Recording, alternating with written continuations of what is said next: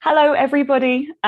It's lovely to be with you this afternoon. Welcome to ClimaTalk's first COP26 live streamed discussion. And today I am joined by Vincent and Racquel, and we're going to be focusing on the developments and the disappointments from the first day at COP, which focused on finance. So my name is Katrina. I am the events coordinator in the COP26 team at ClimaTalk. And I'm very pleased to be with you today. For those of you who don't know, ClimaTalk is a youth-led non-profit organisation that looks to demystify climate policy and amplify young people's voices in the fight against the climate crisis. So today I am joined by, firstly, Vincent, who is our ClimaTalk tracker, who's been following the developments on finance at COP26 closely, and is here to provide you with the latest policy developments. I'm also delighted to introduce our guest speaker, Racquel, who is the CEO of the Caribbean Climate Smart Accelerator. Racquel works with stakeholders in public and private sectors to drive investment projects across the Caribbean with the intention of building climate action and climate resilience in the region. As such, she is well placed to give us her views and a unique insight into the developments regarding finance at COP. She is also the newest UN Global Ambassador in the Race to Zero. So we are really lucky to have her with us today. Thank you very much, Racquel. And before we start our discussions, I just wanted to ask Racquel, is there anything else you would like to add by way of introduction to our audience this afternoon? No, I just want to congratulate you for your advocacy. I think it's really, really important that we have young people's voices. It is your future that's at stake. And so this is great. I commend your work. That's fantastic. That's very kind of you. Thank you very much.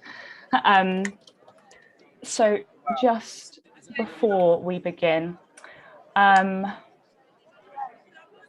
was a bit delayed in beginning our slides. So following yesterday's negotiations on finance at COP26, our tracker Vince has kindly put together a few key takeaways on public and private finance and the developments that have happened in the past 24 hours.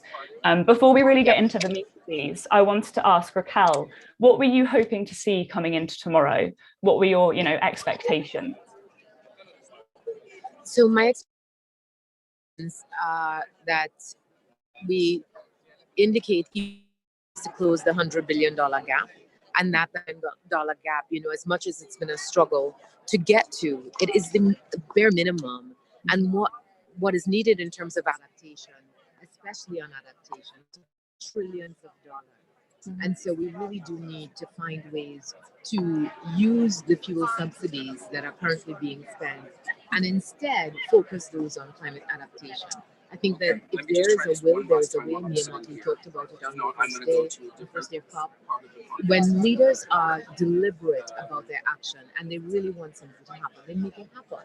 And so there is no excuse for us struggling to close this $100 billion gap. However, I remain optimistic about COP26. I think that there have been some really, I just left a session by the Caribbean Development Bank where they're talking about a methodology of measuring vulnerability that will help the region to access lower capital and more concessionary funds. And I think it's absolutely brilliant. Small island developing states are coming to COP with solutions, and we need to be heard. So I'm really, really hopeful and continue to be optimistic about COP.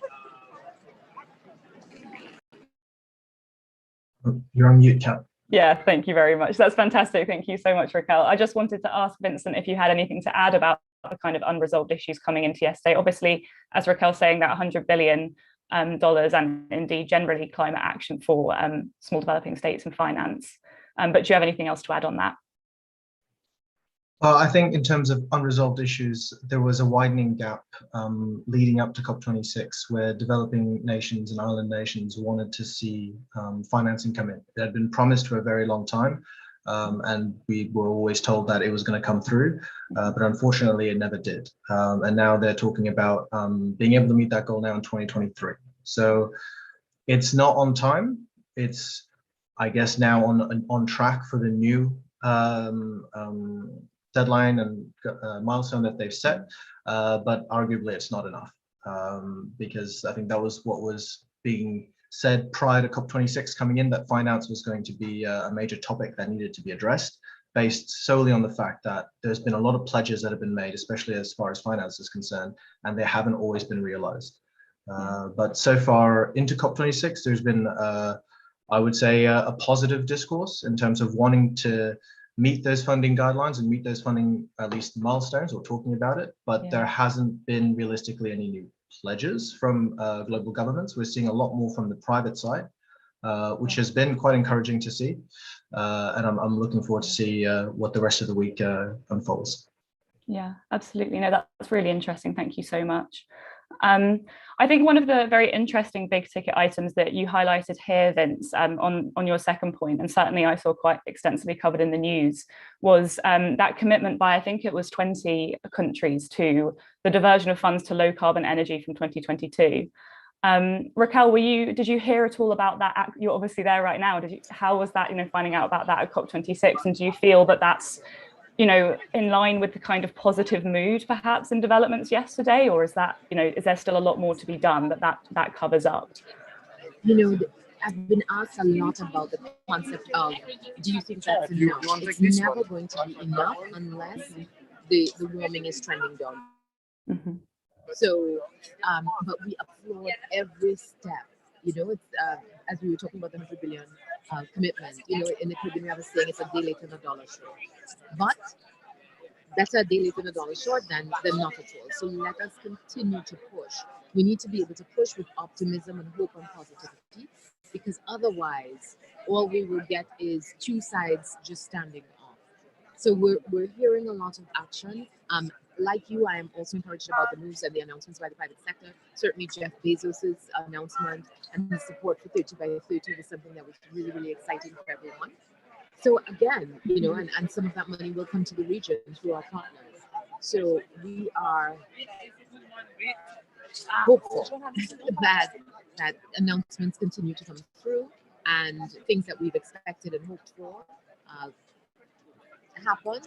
But no matter what, we plan, like you, to track this to delivery, because even when the commitments are made, they are often not kept. And so we need more commitments, certainly, but more deliberate action to meet those commitments in order to close the gaps that already exist and are widening. Definitely. Yeah, absolutely. Thank you very much. And I mean, I believe we've talked about this quite, extensively over the past few moments. And I think we also have said, but I just wanted to kind of really crystallize for our viewers, Vince, you to give us just your view on how much further are we to getting to $100 billion for developing countries? Like, how is that kind of like, how much closer are we to that, albeit insufficient, finance goal today than we were 48 hours ago? I think that's tough, because I mean the answer is we'll get there by 2023. So that's okay. The goalposts have shifted. I think it's better. It's good to stay on with the positives. So if they say 2023 now, then it'll be 2023. Funding is still coming through. It's not what's been promised, but it's still coming through. And honestly, I think COP26 so far has been quite positive from a financial standpoint.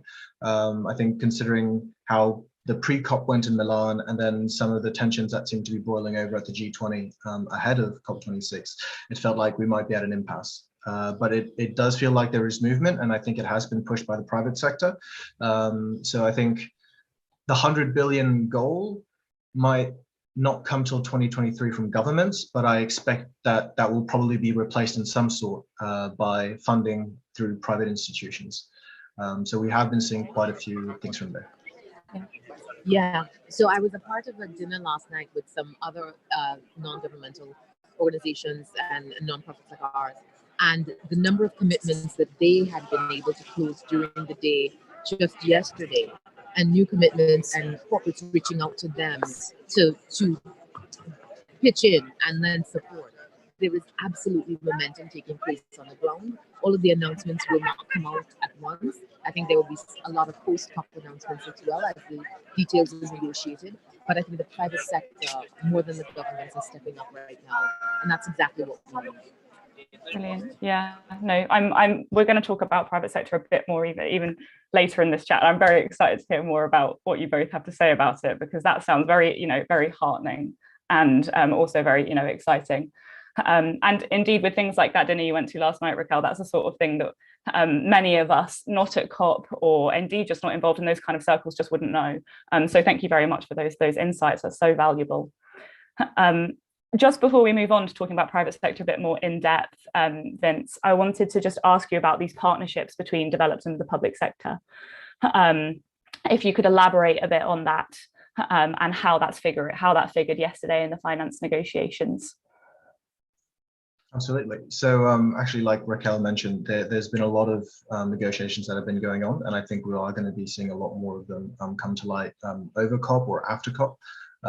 Such as yesterday when they were talking about the 19 to 20 countries that were committing to end fossil fuels. We didn't know quite who those might be and what was in store. But this morning, I think it was shown that South Africa is now going to be getting some funding from private and public sector stakeholders to help phase out their coal, which is awesome. And then we had also the announcement that the International Renewable Energy Agency, or IRENA, was teaming up with the United Arab Emirates to launch a platform that was going to get finance for renewable energy in developing states, including the Caribbean. So I think these are just some of the examples. We're definitely going to see more, I feel. But if this is already what we're seeing after less than 24 hours since the finance day has ended, so to speak, I think it's going to be a very good call. Yeah, definitely. I also just wanted to add, obviously, Racquel, your work is concentrated in the Caribbean, but what's the kind of regional and international spread on terms of mobilizing public finance? Are there clear countries who are leading the way? Are there people who are lagging behind? Or what's the kind of international spread in terms of the commitment to these public financing initiatives, particularly, I suppose, in global north countries that need to be providing that finance? Yeah, I think we're seeing a lot of the sort of usual suspects, and personally, I believe that there needs to be a move to branch out more to countries that we don't traditionally reach out to, because we're having very similar conversations with the same set of countries over and over and over. It's the Canadas, the UKs, the Germanys that we have the conversations with, and I think that there is an opportunity to reach out to some unlikely players.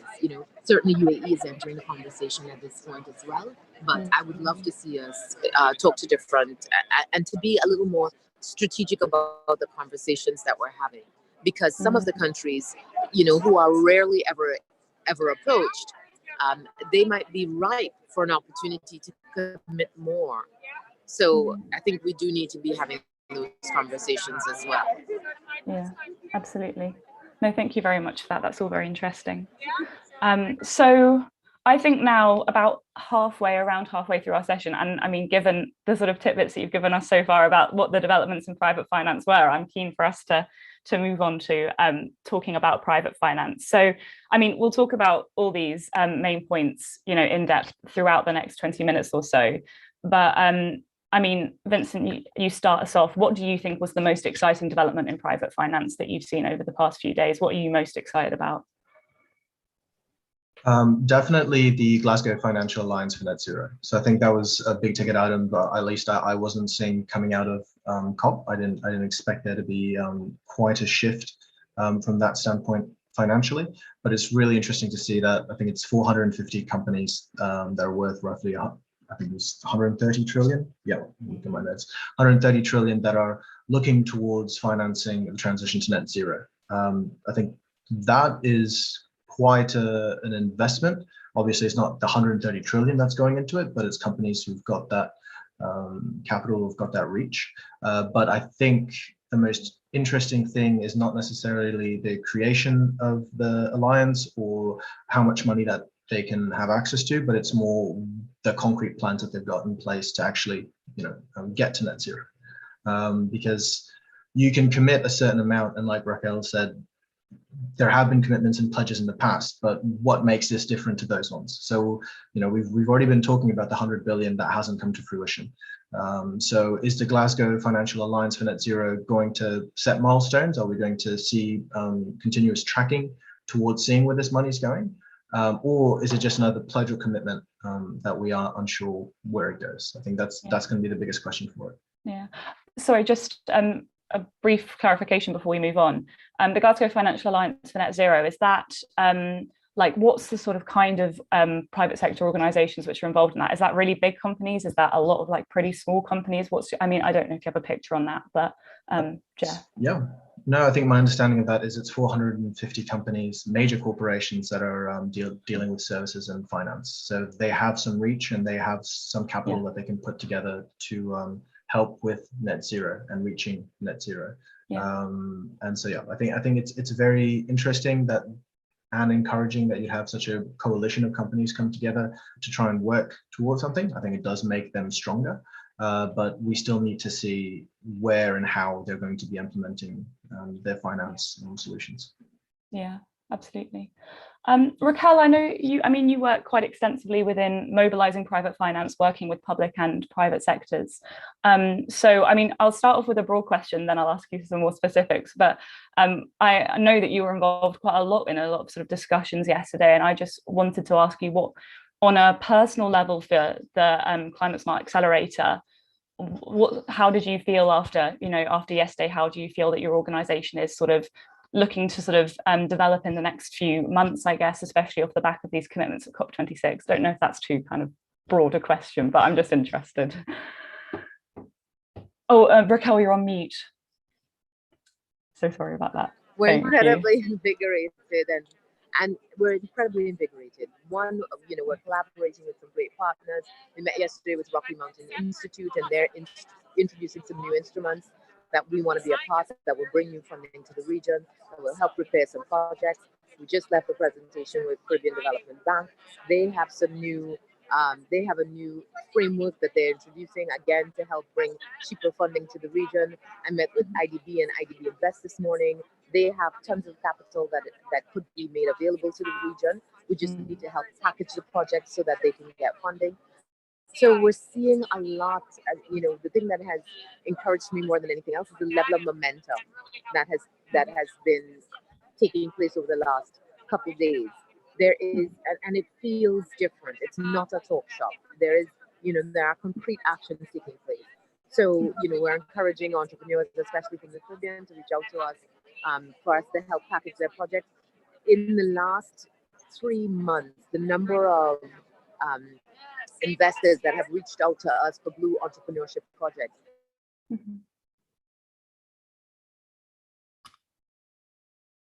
I think I have, I have lost Racquel for momentarily there. Racquel. And part of it, I think this is the congested airways in Glasgow, which are not doing Racquel any favors right now. Racquel, if you can hear us, I can't quite hear you. So please do feel free to leave and come back, or just wait it out. I know that I'm certain that the signal will return to us eventually. In the meantime, Vincent, oh wait, Racquel, oh, she's back, fantastic. Hello. How much of that, I think we lost you around when you were talking about being contacted. I lost you certainly, I think, around when you were talking about being contacted by entrepreneurs for blue entrepreneurship projects, because that's something I wanted to ask you about a bit later. Not too bad. Not too bad. Okay, you got most of it. Do you have any like closing words on what we lost there? I'm losing you.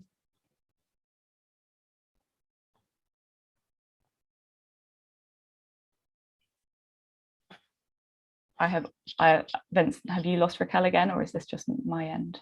No, I think I've lost it too. I think you're right about the airwaves in Glasgow. It is. You get a little window where the 4G will work for you, and then it turns quite quickly. But I'm certain she'll come back, because it comes in these peaks and troughs.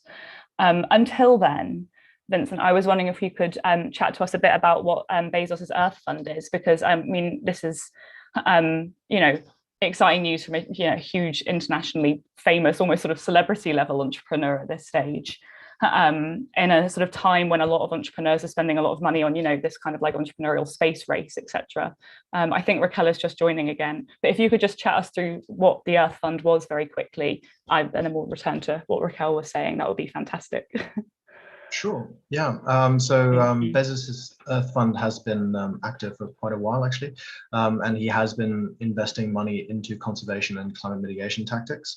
And then he made a pledge and commitment 2 days ago. I think it was right before Finance Day, to increase that by now 2 billion. So that is now an Earth Fund sitting at 10 billion, and primarily to go towards, again, conservation and climate mitigation tactics. It's quite encouraging, as Racquel said, to see Jeff Bezos, someone who is, I still believe, the richest man in the world, investing this amount of money into climate change mitigation. But then, yes, I think there has been some pushback in terms of Bezos's professional, personal movements in terms of space, which has, I think, drawn the ire of more than one person I've seen from journalists and in the media. But in the end, it is money, and it is money and financing that is going to be helping towards climate change mitigation. Yeah, absolutely. No, as ever, it's a balance, but it is good to see money rather than no money. So at least we can take the positive away from that. We had Racquel momentarily join us there. And then I think we've lost her again. So I don't think the Glasgow Airwaves are playing ball with us. But I think, one issue which I wanted to bring up was, Racquel was talking about these kind of like very much on the ground, these blue entrepreneurship projects that she's financing. Jeff Bezos's Earth Fund is kind of a totally different scale of private finance. They both land in the same category. But I underpinning that, I just kind of wanted to ask your view on how like transparent things like Jeff Bezos's Earth Fund are. Obviously, for someone like Racquel who sees projects that she is financing or enabling the financing of and working with these projects, I should say, you can see those quite clearly, like what's happening with her work. Whereas for the Earth Fund, and indeed for a lot of private finance projects, what's the transparency of the projects and the delivery there? I guess I'm slightly touching on that last point in terms of like, where's all the money going? Is it going anywhere, and what's it doing? I mean, that's a very good question, and I think that's one of the questions that's been asked ever since the promise for $100 billion a year hasn't quite come through. I'm actually expecting more developments on that from next Monday, which I believe is the loss and damage day at COP, because I think a lot also hinges on that, and trying to figure out where the money's from and where it's going. And I think it's easier to do with loss and damage than it is just general funding. But as far as general funding goes, there is a need, I think, for things to be more transparent. I think that's one of the calls that's been made, is we need to know where the money is going. And if it is being received somewhere, we need to be setting milestones. We need to be able to tracking them to be able to know that the funding is working, where it's going, and how it's helping communities. It's encouraging to see all of the investments and all the developments that have been made in the first few days. But yeah, I think it's I might be sounding a bit like a broken record here too, but it's we need to know that this money is going somewhere, and we need to see where it's going. And I think that's going devil's to be in the details. We're going to have to track this month by month at a minimum. Yeah. Oh, sorry. No, please elaborate. It's breaking up for me, so I didn't realize you were still speaking. Please, please continue. Yeah, no, I'm saying that the devil is in the details. We are going to have to monitor this month by month. I actually think we may need to monitor it week by week to say, okay, this is the commitment, but the countries need to break down the commitments to us so that we understand, okay, what does it mean when you say that you are making this pledge? What does that mean in terms of milestones in the next 12 months? And they need to provide that to us within the first month after COP so that we don't lose any momentum.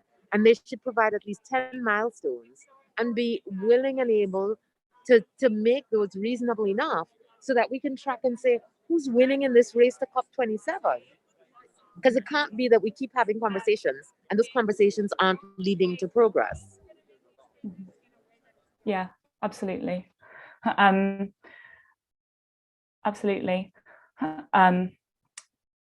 So in terms of, I mean, this is a bit of an aside point, but I'm more thinking about how finance, I'm sort of reflecting here about how, finance intersects with the other themes of COP26. Obviously, Vince, you were talking about adaptation, loss and damage has been, an issue underpinning this whole conversation about finance, because that's what the finance initiative, so many finance initiatives are quite rightly aimed at. I wanted to kind of move the discussion towards a slightly more micro scale. And I think, Racquel, this might be something, I don't know if this is something that you have encountered or something that you're involved in at all through your work. But in terms of like climate finance initiatives, particularly on a micro scale, I was wondering how the issue of gender intersects with that, and how we ensure that climate finance initiatives reach women, particularly women in the global south, how that sort of how gender intersects with those private financing projects. I was wondering if you had any thoughts at all on that. Absolutely. I think we have seen a number of sort of gender initiatives where, the objective is.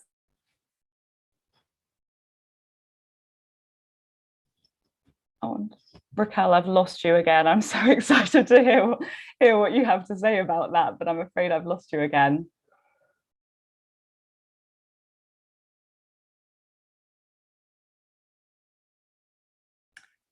No, I think this may be another case in which Racquel has to leave and come back. Vince, I mean, is this just me? Have you also? Oh, no, it's on my side too, unfortunately. Awesome. Okay, absolutely. So, I mean, we've talked about, I'll move the conversation slightly, just because when Racquel comes back, I would really like to bring that back up and return to that. But I feel that's slightly more within kind of like her oh no, she's left, within her, specific experience at the Climate Smart Accelerator.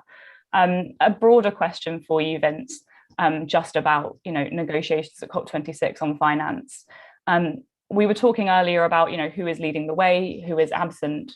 Who are the kind of like major players on this issue of, financing climate initiatives who are absent, whether on a private or public scale? So public sector or private sector, I should say, particular countries which are notably missing out on some of the pledges. I think I noticed like China and Japan, for example, on that kind of like commitment to low carbon energy abroad, that weren't part of that group of 20 countries, I don't believe.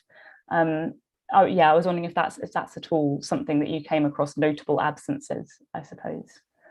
So maybe not notable absences so much as maybe hazy details. I mean, I know Japan, I think, has invested or committed to invest an extra 10 billion. I think it is in climate finance, but I think they haven't said in what exactly. What has been happening a lot when you're listening to world leaders speak at COP26 is they're talking about unlocking finance domestically. So saying that I think it was the US and then the UK as well yesterday were talking in depth about how they were planning on moving along to net zero and sustainable development within their own countries and unlocking finance for them. And then they would eventually discuss financing for developing and vulnerable nations.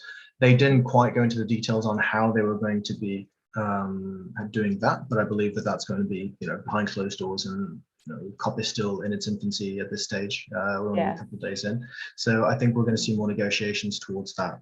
But I think there have been some personal changes as far as for specific countries. I know that Scandinavian countries like Denmark and Norway have increased their pledges for climate finance.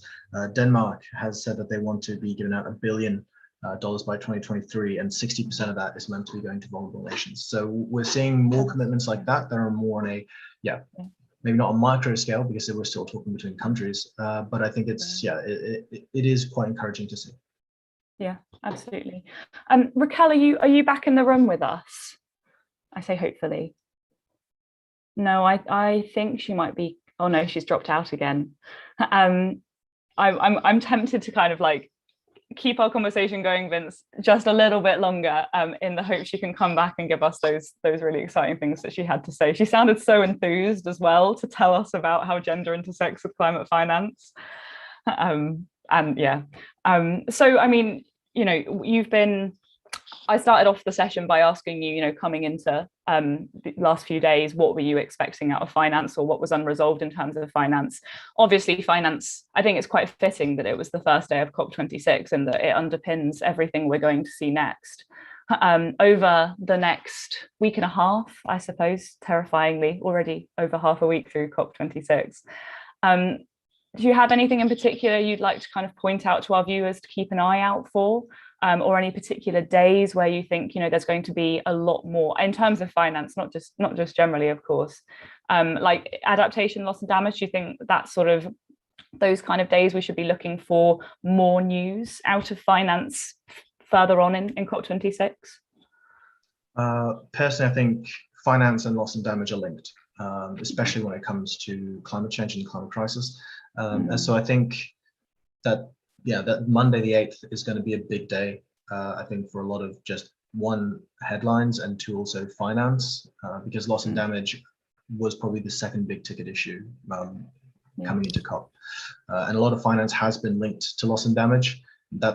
And the Warsaw mechanism for loss and damage, for example, which has been going through various, I think, could you clarify quickly for our viewers what the Warsaw Convention, or just give a brief summary of it very quickly? It's just for those who aren't aware.